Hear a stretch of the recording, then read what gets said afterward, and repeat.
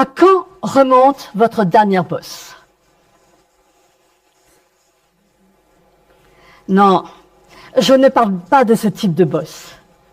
Je parle de cette proéminence douloureuse et colorée qui s'incruste outrageusement sur votre front. Moi, cela remonte à quelques mois. Je me trouvais dans un magasin moderne, épuré, presque transparent. Le choc a été violent. J'y suis allé franco, d'un pas ferme et décidé, droit dans la paroi en verre, au beau milieu du magasin. Je ne sais pas si c'est de là que vient l'expression « briser la glace », mais moi, ce sont mes illusions qui se sont brisées, notamment celle du vide devant moi.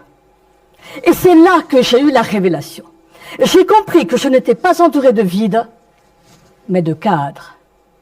Et j'ai compris pourquoi je tournais en rond dans mes préoccupations. J'ai compris que certaines de mes pensées s'étaient ancrées en moi, de telle manière qu'elles étaient invisibles à mes yeux, qu'elles m'enfermaient dans un cadre invisible, tout comme cette vitre, pourtant visible aux yeux des autres. J'ai compris que pour avancer dans ce qui faisait sens pour moi, je devais à la fois travailler sur mes pensées et sur mes peurs. Je devais revenir au sens de mon existence et oser dépasser mes limites. J'ai compris que pour cela, je devrais faire preuve de courage, car l'audace n'est pas sans risque, elle peut être douloureuse. L'audace demande de se confronter à des cadres parfois invisibles à première vue. Et l'audace requiert l'acceptation de nouveaux cadres avec lesquels on se sent ajusté. Alors pourquoi je me passionne autant pour ce sujet du cadre et de l'audace? Eh bien c'est parce qu'aujourd'hui, arrivé à la soixantaine, je suis en pleine transition. À première vue, cela ne se voit pas. Et vous ne vous attendez peut-être pas à ce que je vous parle de transition identitaire. Et pourtant, j'ai décidé de muter sans vaccin, sans rappel, juste par conviction. Je m'autorise à découvrir et à tester de nouveaux pans de ma personnalité. Je me forme au clown, à l'air de dépasser les limites avec le sourire. L'idée majeure que je vais développer ici est que oser dépasser ses limites est un véritable enjeu de croissance. Pour se réaliser pleinement, il faut prendre du recul par rapport à son mode de fonctionnement du quotidien et oser de nouveaux comportements. Comment se fait-il qu'à certains moments vous osiez dépasser vos limites, alors qu'à d'autres, vous n'y arrivez pas? Voici 3 clés que j'ai envie de vous transmettre aujourd'hui. Les cadres sont omniprésents. Savoir les repérer et les évaluer est fondamental. Nous avons besoin du regard des autres pour élargir notre propre vision. Et enfin, il arrive un moment où on n'a plus le choix. Il faut se lancer. Il faut oser l'inconnu.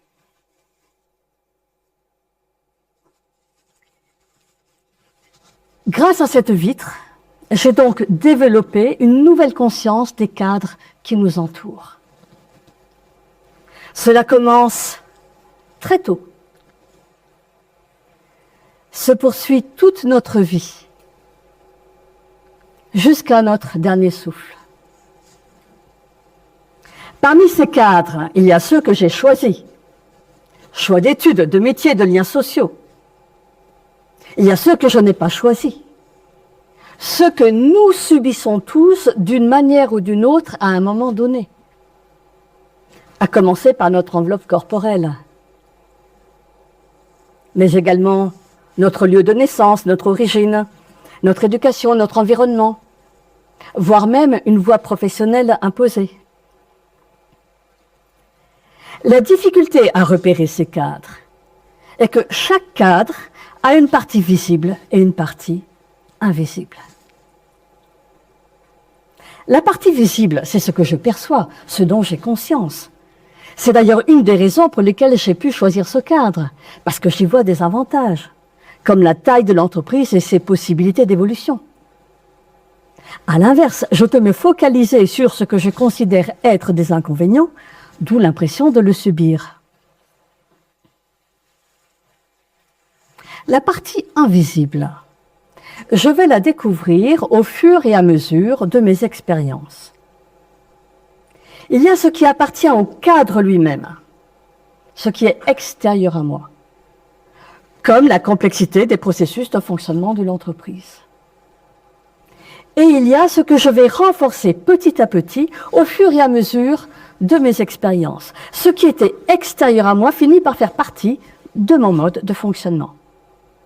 Par exemple, je monte en grade, je renforce une strate hiérarchique et je contribue ainsi à la complexité des prises de décision. Bien sûr, tout ça n'est pas aussi facile que ça, car les cadres ne sont pas, nos opinions ne sont pas figées. J'ai pu choisir un cadre à un moment donné pour m'apercevoir à un autre moment qu'il ne me convient plus. Ainsi, je passe du cadre choisi au cadre subi, en prenant progressivement conscience des parties invisibles que j'avais sous-estimées. En toute franchise, est-ce que cela ne réveille pas chez vous un sentiment de déjà vécu ? Vous savez, c'est comme dans les relations. Au début, tout est parfait. Et puis un jour, on découvre le mode d'emploi de l'autre. Alors, que faut-il faire du cadre ? Faut-il le craindre, le rejeter ? Est-il dangereux ? Non, car le cadre présente des avantages. Le cadre rassure, il structure, il facilite. Le cadre est source de performance et de créativité. Il nous permet de mettre en œuvre des stratégies, même lorsqu'il est subi. Mais le cadre présente aussi des inconvénients. Le cadre est, par essence, limitant. Il réduit notre espace de liberté. Et s'il prend toute la place, il nous prive de notre libre arbitre. Et ce, peu importe qu'il ait été imposé de l'extérieur ou qu'on l'ait choisi, c'est une question de place. La difficulté intervient donc quand le cadre devient la norme, quand le cadre s'immisce dans nos habitudes et qu'on ne le remarque plus. Il devient confortable, familier, invisible et puissant. Un matin, je demande à mon époux s'il a bien dormi. En guise de réponse, je l'observe se connecter à sa montre. Et là, il me donne le pourcentage de sommeil paradoxal, de sommeil profond, de sommeil léger. Ah, non, attends. Non, moi, je voulais juste savoir, toi, comment tu vas? Comment tu te sens ce matin? Le cadre peut donc nous couper de nous-mêmes. Alors, comment retrouver un juste équilibre? Comment retrouver son potentiel et un espace de choix? Eh bien, pour cela, nous avons besoin du regard des autres.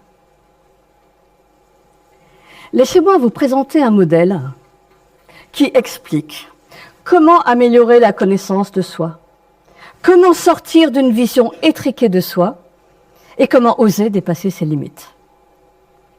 Il s'agit de la fenêtre de Johari, développée par deux psychologues américains, Joachim Luft et Harry Ingham. Ce schéma montre l'écart entre mon propre point de vue et celui des autres. En vertical, la perception que j'ai de moi-même. En horizontal, la perception des autres. La zone publique, ce sont toutes les informations connues à la fois de moi et des autres. Mon métier, mes compétences, certains comportements et traits de caractère. La zone cachée, ce sont les informations connues de moi, mais pas des autres. Ce que je choisis en toute conscience de ne pas dévoiler. des aspirations personnelles, des orientations politiques, religieuses, certains comportements et traits de caractère. Je vous invite à regarder plus précisément la colonne de droite qui représente ce que je ne connais pas de moi et donc mes limites invisibles. La zone aveugle, ce sont toutes les informations connues des autres, mais pas de moi. Ce sont les comportements et traits de caractère que les autres observent, mais dont je n'ai pas conscience. Par exemple, je souhaite évoluer professionnellement, mais je n'ai pas conscience de comportements qui me desservent. Je n'ai pas conscience que face à une objection ou une critique, j'ai tendance à m'emporter. Je n'ai pas conscience que c'est mon tempérament qui bloque mon évolution. Alors d'après vous, si je veux gagner en potentiel, si je veux gagner en conscience de soi, quelle zone ai-je intérêt à réduire? La zone publique ou la zone aveugle? Yes! La zone aveugle, mais bien sûr. La zone aveugle pour réduire les limites auxquelles je me heurte. Ces limites étant majoritairement constituées de mécanismes de défense et ces limites étant alimentées par des peurs, des habitudes et des croyances. Pour oser dépasser mes limites, il me faut donc mettre à jour des croyances limitantes qui me freinent, mieux identifier mes points forts et mes difficultés, mieux comprendre les réactions et comportements, ceux qui me freinent, ceux qui me permettent d'aller de l'avant et ceux qui me freinent. Et pour cela, il y a deux conditions. Il faut que je m'entoure des bonnes personnes en qui je peux avoir confiance. Et il faut que j'accepte de vivre l'inconfort d'informations qui peuvent venir me déstabiliser. Vous avez tous déjà vécu ce grand moment où un morceau de salade reste coincé entre vos dents.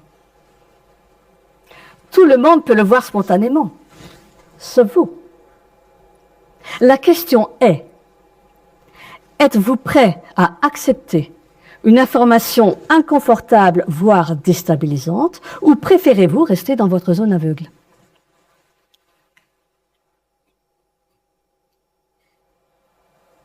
L'autre n'est pour autant pas tout puissant.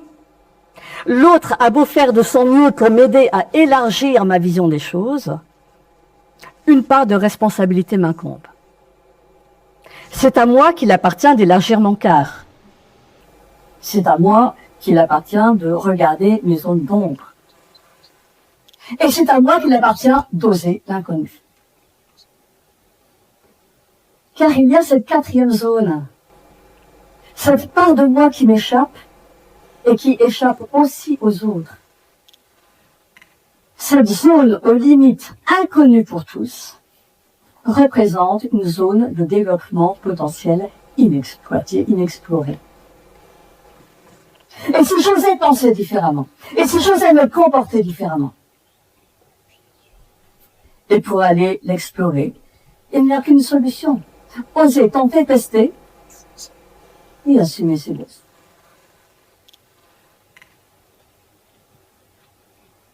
Oser dépasser ses limites, ce n'est pas ignorer tous les cadres,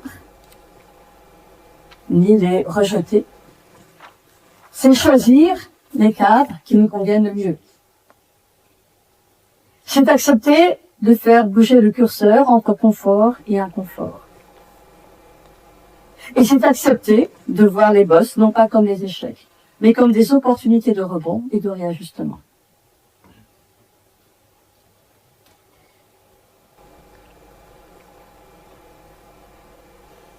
La vraie audace, c'est parfois oser dire non à une voie toute tracée pour dire oui à sa vérité intérieure.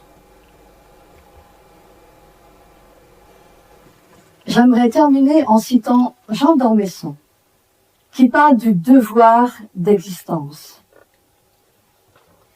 Ce qu'il faut comprendre, c'est que chacun de nous est le créateur de sa vie. Chacun de nous est à la fois le créateur de son cadre et il en est le résultat. Chacun de nous est à la fois artiste et œuvre. Alors, que ferez-vous de votre devoir d'existence? Quel sens donnerez-vous à votre vie?